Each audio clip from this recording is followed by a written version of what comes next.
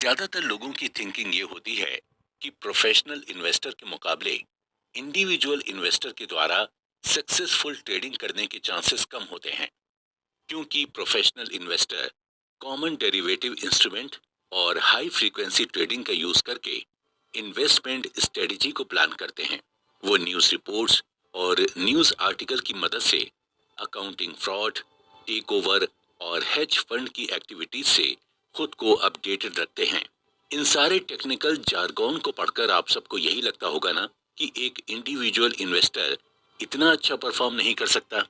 दोस्तों, इसीलिए आज आप प्रोफेशनल इन्वेस्टर के जैसा ही परफॉर्म कर पाएंगे या शायद उनसे भी बेहतर। दोस्तों, ये समरी एक छोटी सी गाइड की तरह है जो आपके इंश्योरेंस से लेकर आपके इनकम टैक्स तक फाइनेंस के हर सेक्टर को कवर करती है। ये आपको बताएगी कि कौन सी लाइफ इंश्योरेंस को चूज करना चाहिए और कैसे आप ब्रोकर और मिडिल मैन के खर्चों को अवॉइड कर सकते हैं। दोस्तों, सिर्फ यही नहीं, ये बुक समरी आपके गोल्ड और डायमंड के बारे में भी बात करेगी। लेकिन सीधे तौर पर देखा जाए तो ये बुक कॉमन स्टॉक के बारे में है। ये एक तरह का इन्वेस्टमेंट मीडियम होता है जिसने बीते समय में ना ही सिर्फ अच्छे लॉन्ग टर्म रिटर्न्स दिए हैं, बल्कि आने वाले सालों में अच्छी पॉसिबिलिटी देने का भी वादा करता है।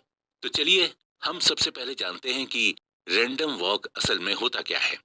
हम कभी भी बीते हुए कल को बेस बनाकर आने वाले कल के स्टेप या डायरेक्शंस को प्रिडिक्ट नहीं कर सकते। बस यही होता है रैंडम वॉक। अगर इसी टर्म को हम स्टॉक मार्केट से रिलेट करें तो स्टॉक प्राइस के शॉर्ट टर्म चेंजेस को प्रिडिक्ट कर पाना बहुत ही मुश्किल है। यहाँ तक कि इन्वेस्टमेंट एडवाइजरी, अर्निंग फोरकास्ट और चार्ट पैटर्न भी कोई काम नहीं आते। इसीलिए सदियों से ये बहस चल रही है कि स्टॉक मार्केट प्रिडिक्टेबल है या नहीं।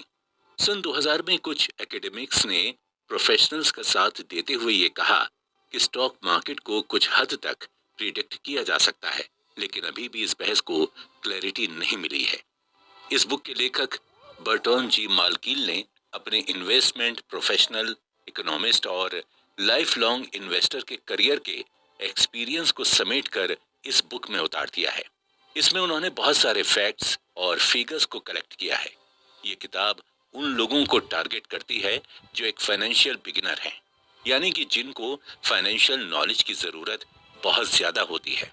इस बुक की हेल्प से आप इन्वेस्टमेंट स्ट्रेटजी को प्लान कर पाएंगे और अपने फाइनेंशियल कंडीशन को भी बेटर कर पाएंगे, क्योंकि इसमें लेखक ने प्रैक्टिकल और टेस्टेड इन्वेस्टमेंट एडवाइस बताई हैं। तो सबसे पहले हमें अपने दिमाग में ये बात बिठानी होगी कि इन्वेस्टमेंट का मतलब स्पेकुलेटिंग बिल्कुल भी नहीं होता।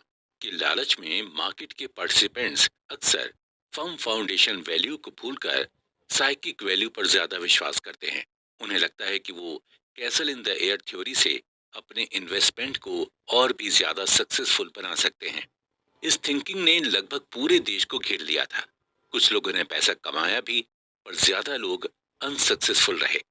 Dutch tulip bulb, English bubbles और good old blue chip stock को बेस बनाकर लोगों ने अपने हवाई महल खड़े किए।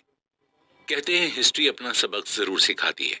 हालांकि कैसल इन द एयर ने अच्छा परफॉर्म किया, पर क्राउड के रिएक्शन को गैस करना, उसे समझ पाना बहुत ही खतरे का काम है।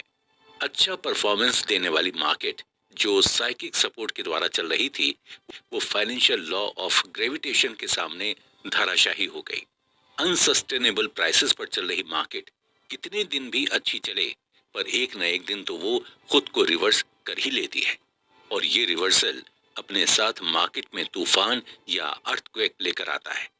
लेकिन हाँ, कुछ लोग इस आने वाले रिवर्सल के तूफान को एंटीसिपेट करके खुद को तबाही से बचा भी लेते हैं। तो दोस्तों, अगले एपिसोड में हम फर्म फाउंडेशन थ्योरी और कैसल इन द टोन जी मालकील द्वारा लिखी गई बुक अ रैंडम वॉक